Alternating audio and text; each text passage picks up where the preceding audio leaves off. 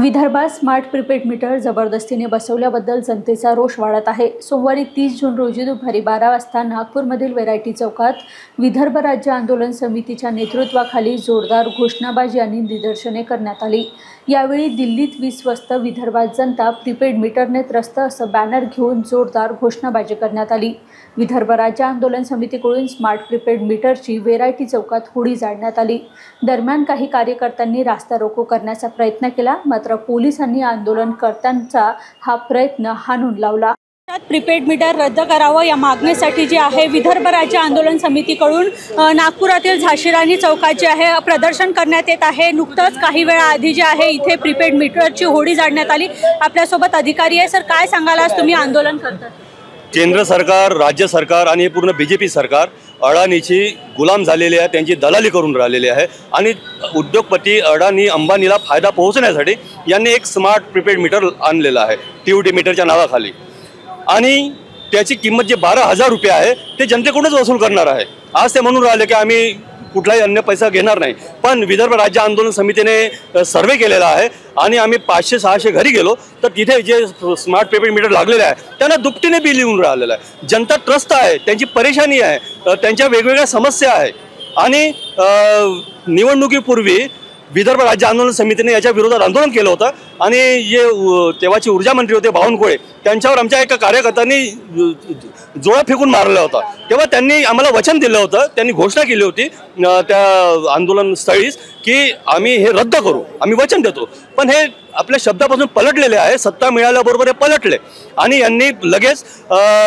सुरू करण्याची प्रक्रिया सुरू केली आणि हे जवळपास लागून राहिले शहरामध्ये, सिटी, ग्रामीणमध्ये हे भागात लागून राहिले, पण तिथली जनतेला हे स्मार्ट प्रीपेड मीटर नको। काय सांगाल?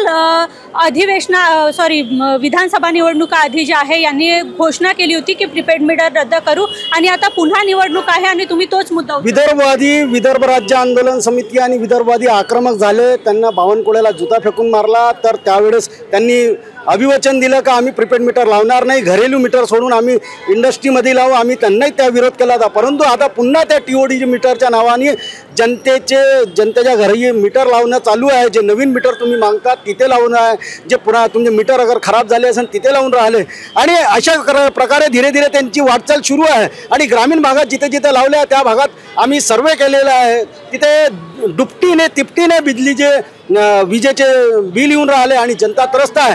म्हणून जनतेची मागणी एकच आहे की वीज आमच्या भागात तयार होते, त्याकरता संसाधने आमची लागली आहे, म्हणून हे प्रीपेड मीटर आमच्या भागात नको। तुम्हाला लावायचं असेल तर मुंबईच्या भागात लावा ना, तुम्हाला लावायचं असेल देशाच्या कानाकोपऱ्यात लावा, पण आमच्या विदर्भात नाही लावत। 11 जिल्ह्यात कुठेही हे प्रीपेड मीटर चालणार नाही।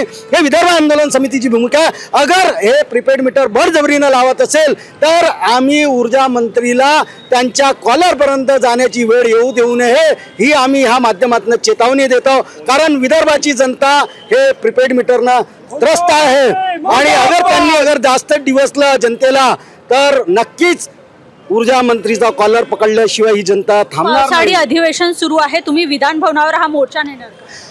पावसाळी अधिवेशन सुरू असतानाही आम्ही आमचं विधानसभा इथं भरत नाही, कारण आम्ही ते तिकडे भरते, ते पश्चिम महाराष्ट्राची विधानसभा आम्ही मानतो। आमची विधानसभा नागपूरला भरते म्हणून आम्ही फक्त नागपूरलाच आंदोलन करतो, आम्हाला मुंबई जायची जरूरत नाही। पण आम्ही जो इशारा द्यायचा होता तो सगळा इशारा देऊन चुकला का तुम्ही ह्या प्रीपेड मीटरचा निर्णय तुरंत रद्द करा। जे विधानसभा तुम्ही लागून राहिली तिथे हा निर्णय घ्या, अन्यथा सरकारला पडो की सोडो आम्ही करणार। आपण बघू शकतो की दिल्लीत आहे स्वस्त वीज, मग विदर्भात का नाही? आणि हे जबरदस्ती जे आहे स्मार्ट मीटर जे आहे लावले जात आहे ते रद्द करावं अशी या विदर्भ आंदोलन समितीची मागणी आहे। BKB न्यूज साठी